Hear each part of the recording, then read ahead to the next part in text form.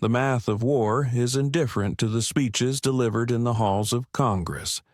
It does not care about political legacies, campaign promises, or the soaring rhetoric of defending democracy. War is a ledger, a cold accounting of mass, rate of fire, and industrial endurance. I am Colonel Douglas Macgregor, and what I'm about to tell you is the truth that Washington is working overtime to bury under a mountain of propaganda. We are witnessing the most dangerous moment in American military history since 1941. But this time, the arsenal of democracy is not just empty, it is broken. For decades, the American public has been sold the illusion of an infinite military machine. We were told that our technology was so superior, our wealth so vast, and our reach so global that we could sustain multiple conflicts indefinitely. But while the politicians were busy drawing lines in the sand across Eastern Europe and the Middle East, the physical reality of our power was being hollowed out. Today, the pallets of 150mm shells that once sat in reserve for a rainy day are gone. They haven't just been moved. They have been consumed in a war of attrition that Washington neither planned for nor understands. Picture this: a secure facility in Pennsylvania, one of the few places left in this country that actually hammers steel into the tools of war. Inside, the machines are screaming 24 hours a day. The workers are exhausted. But despite the noise and the fire, they are only producing a fraction of what is being fired on the front lines in a single week. This is the postcard of our current crisis. We are trying to fight a 21st century industrial war with a 20th century boutique manufacturing base. We have traded mass for just-in-time logistics, and in a high-intensity conflict, just-in-time means too late.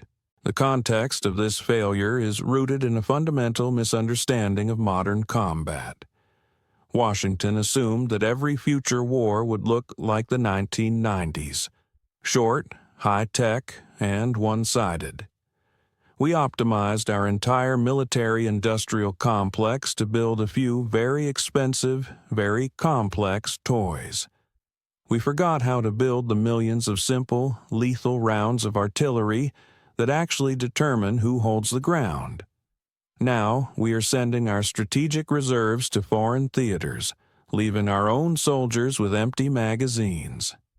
If a major conflict were to break out in the Pacific tomorrow, the United States would face a terrifying choice: use nuclear weapons within the first week or accept a conventional defeat, because we simply cannot sustain the rate of fire required to win. But why aren't you hearing this on the evening news? Because the truth reveals a systemic betrayal. Behind closed doors in the Pentagon, the generals know the numbers. They see the red zone on their readiness reports. They know that our stockpile of Javelin anti-tank missiles, a weapon that takes nearly a year to build, is being depleted faster than we can replace them in a decade. There is a specific document, a classified readiness assessment circulated among the Joint Chiefs, that describes our current ammunition levels not as low, but as catastrophic. I will reveal the implications of that specific assessment later. But first, you must understand the logistics gap. Russia is currently outproducing the entire Western alliance in artillery shells by a factor of nearly 3-to-1. This isn't a theory. It's a physical fact of industrial capacity. While our leaders talk about values, the Russian factories and the Chinese factories backing them are operating on a total war footing. They have the raw materials, the energy, and the workforce. We, meanwhile, have become a nation of services and software. You cannot fire an app at a T-90 tank. You cannot defend a border with a press release. The military reality is that we have overstretched the rubber band until it has begun to snap. We have stripped our units in South Korea, we have raided our stocks in Israel, and we have emptied our warehouses in Germany. We are living on borrowed time and borrowed steel. The psychological loop that Washington wants you to stay in is the belief that more money will fix this. But money is just paper. You can authorize $100 billion tomorrow, but you cannot buy the 3 years of time it takes to build a new forge, or the decade it takes to train a new generation of master machinists. We have exported our sovereignty to the global supply chain, and now that the world is fracturing, we find ourselves at the end of the line. Consider the stakes. This isn't just about Ukraine or Gaza. This is about the fundamental ability of the United States to protect its own interests. When the cupboards are bare, your enemies don't wait for you to restock. They move. They sense the hesitation in Washington. They see the empty pallets. They know that for the first time in 80 years, the American giant is walking on hollow legs. The truth that is being hidden is that we have already reached the point of no return in our current strategic posture. We can either stop the bleeding and rebuild our own house, or we can continue to pour our remaining strength into the sands of foreign lands until there is nothing left for our own defense. There is a moment in every fallen empire where the theater of power continues even after the actual power has vanished. The lights are still on, the flags are still flying, and the leaders are still making demands. But behind the curtain, the engines are silent. The ammunition is gone. The postcard from Washington today is a beautiful facade with nothing behind it but debt and empty brass casings. But there is something even more chilling. In the next part of this analysis, I will show you exactly how our adversaries are planning to exploit this ammunition gap. There is a specific sector in the global theater where they are waiting for our red zone to hit zero. It involves a coordinated move that will leave the U.S. Navy isolated and our ground forces without the one thing they have always relied on: air and artillery superiority. The illusion of the arsenal of democracy is about to meet the reality of the industrial abyss. And the people in Washington? They are hoping you don't look at the ledger until it's too late to change the numbers. They want you to feel the judgment of being a skeptic. But I want you to feel the weight of the steel we no longer have.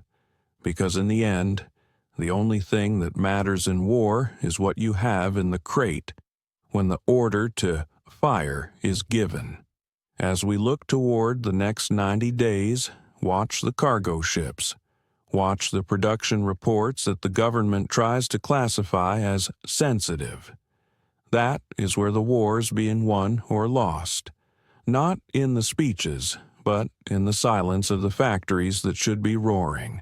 The red zone is not just a classification on a piece of paper. In the quiet, windowless rooms of the Pentagon, it is a flashing siren that signals the death of a strategy. When a stockpile enters the red zone, it means the United States no longer possesses the minimum required munitions to execute its own primary war plans. We aren't just talking about being low on supplies for an ally. We are talking about a state of self-inflicted disarmament. I am Colonel Douglas Macgregor, and in this second part, we're going to look at the industrial abyss, and more importantly, how our adversaries are positioning themselves to exploit the moment our magazines hit zero. While Washington is distracted by political theater, the reality of the kill web is shifting. To understand this, you have to look at the postcard of the modern battlefield. It isn't a line of brave men charging a hill. It is a high-speed, sensor-driven environment where the side that can sustain the most precision events wins. But here is the secret the Pentagon is desperate to keep. Our silver bullets, the high-tech, GPS-guided missiles like the Patriot, the Javelin, and the HIMARS rockets are being treated by our leadership as if they were infinite. They are not. These are boutique items. They are handcrafted, complex machines that require specialized microchips, rare earth minerals, and months of calibration. When we fire a $4 million Patriot interceptor at a $20,000 lawnmower drone, we aren't winning a tactical exchange. We are losing an industrial war. Our adversaries, specifically Moscow and Beijing, understand this arithmetic better than we do. They aren't trying to match our tech. They are forcing us to consume our high-end inventory against cheap, mass-produced decoys. They are bleeding the magazine. And according to the latest internal assessments, we have reached a point where the U.S. Navy, the crown jewel of our power projection, is facing a crisis of vertical launch system, VLS exhaustion. Once those tubes are empty, a billion-dollar destroyer becomes a very expensive target. This leads us to the red zone threshold. There is a specific document, often referred to as the munitions requirement process, which dictates how much we must keep in reserve to defend the Pacific. For the first time in history, we have dipped below that line. We are cannibalizing the defense of the West Coast to fuel a stalemate in Eastern Europe. This is exactly what our adversaries have been waiting for. Imagine you are a commander in the South China Sea. You have always relied on the arsenal of democracy at your back, but now you receive a cable stating that your resupply of long-range anti-ship missiles has been delayed by 18 months. Why? Because the components were diverted to a different theater, or because the single factory in the United States that makes the solid rocket motors has suffered a technical failure due to overwork. You are now tactically isolated. You have the ships, you have the crews, but you do not have the teeth. This is the industrial abyss. We have allowed our domestic manufacturing to rot to the point where we are dependent on a global supply chain that our enemies control. Can you feel the irony? We are trying to contain China while relying on Chinese processed minerals to build the missiles meant to contain them. This isn't just a policy failure, it is strategic insanity. It is the moment in the story where the hero realizes his weapon is out of ammunition, and he's still 3 miles from the exit. Our adversaries are not just watching this happen, they are accelerating it. They are engaging in forced consumption. By stirring up tensions in multiple theaters simultaneously, the Levant, the Red Sea, the Suwalki Gap, and the Taiwan Strait, they are forcing Washington to play a global game of whack-a-mole with a dwindling hammer. Each time we deploy a carrier or fire a cruise missile, the red zone deepens. They are waiting for the click, the sound of a firing pin hitting an empty chamber. But there is a deeper layer to this betrayal. While the magazines go empty, the money is still flowing. Where is it going? It's going into the pockets of defense contractors who are more interested in cost-plus contracts for planes that don't fly than in building the simple, reliable shells that win wars. We have a paper military. On paper, we spend more than the next 10 countries combined. In reality, we cannot produce as many artillery shells in a year as Russia produces in a month. Let that sink in. The superpower has become a paper tiger with a very loud roar, but very few claws. The psychological loop here is one of false security. Most Americans believe that if things get really bad, we will just turn the factories on, like we did in 1942. But 1942 is gone. You cannot turn on a factory that has been turned into a shopping mall or moved to Vietnam. You cannot train a master engineer in a weekend. We have lost the industrial DNA of a great power. And, as a military strategist, I tell you, when the mass is gone and the tech is depleted, All that is left is the geography, and geography is cruel to those who cannot defend it. The stakes are no longer just about losing influence or geopolitical standing. The stakes are the physical survival of our forward-deployed forces.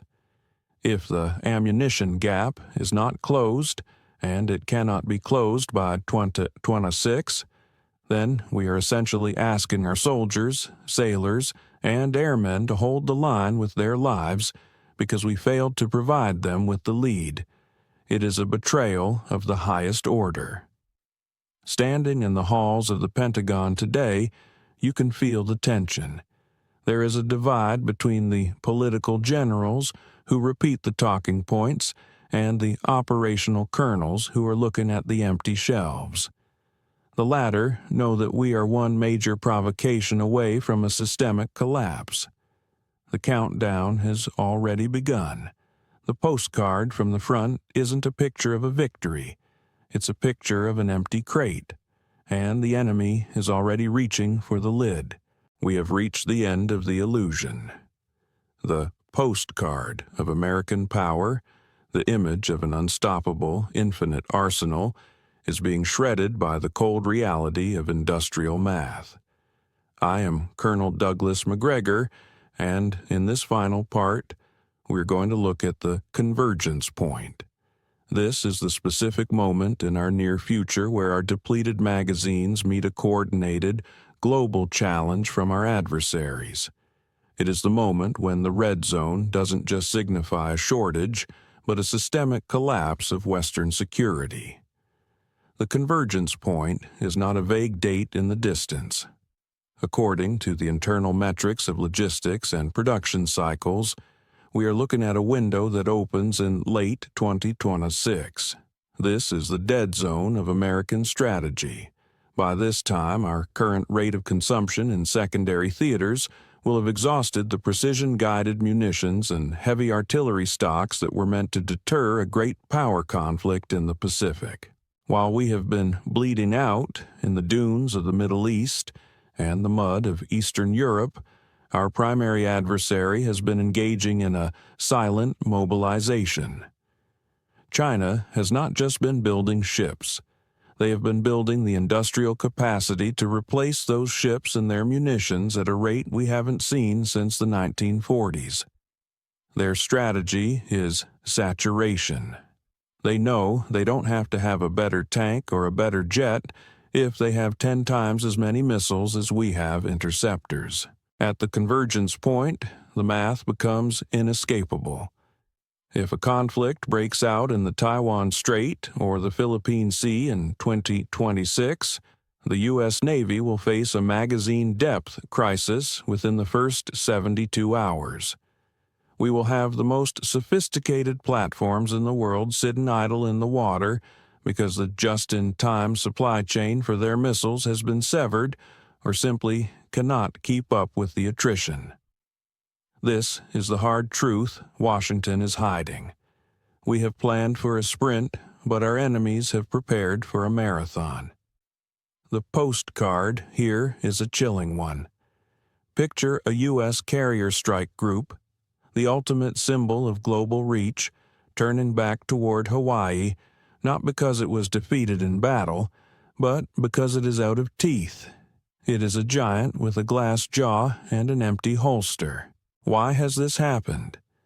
It is the result of a 30-year betrayal by a political class that treated the military-industrial base as a cash cow for shareholders, rather than a strategic pillar of the republic.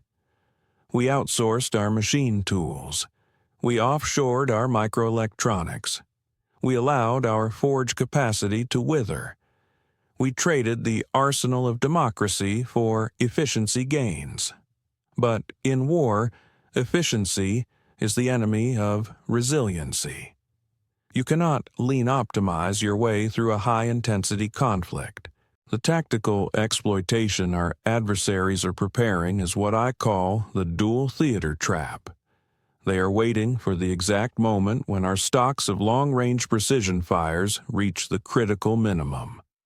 At that point, A provocation in Europe will be used to draw our remaining reserves east, while a massive, simultaneous move is made in the Pacific. We will be forced to choose which theater to lose. This is the nightmare scenario that keeps operational commanders awake at night, even as the politicians in D.C. continue to talk about unwavering support for every corner of the globe. So, what is the hard choice that no one has the courage to mention? It is the great retrenchment. To save the Republic, we must stop the hemorrhaging of our national strength in conflicts that do not serve our core strategic interests. We must prioritize.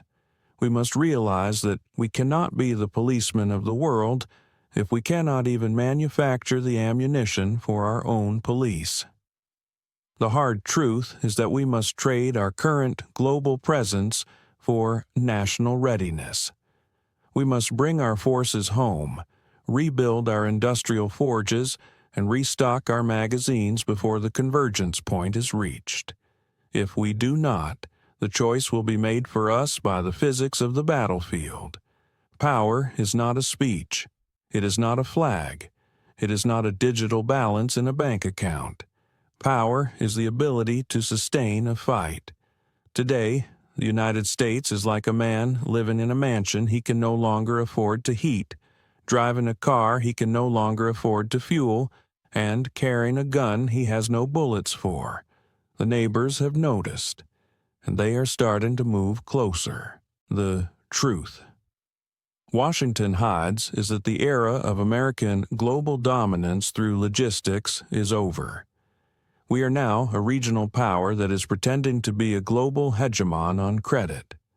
But, in the world of steel and fire, credit is not a currency that anyone accepts. As we conclude this journey into the ammunition gap, I want you to look past the headlines of the next crisis. Look at the industrial base. Look at the warehouses. Ask yourself, can we sustain this? Because the answer to that question will determine the fate of your children and the future of this nation. We are at the final second of the final minute. The magazines are nearly empty, and the click is echoing through the halls of power. It is time to face the reality of what we have become, so that we might have a chance to become what we once were. A nation that speaks softly, but carries a very real, very large, and very full bag of ammunition. Stay focused on the reality, not the rhetoric. The ledger is being settled, and the math is final.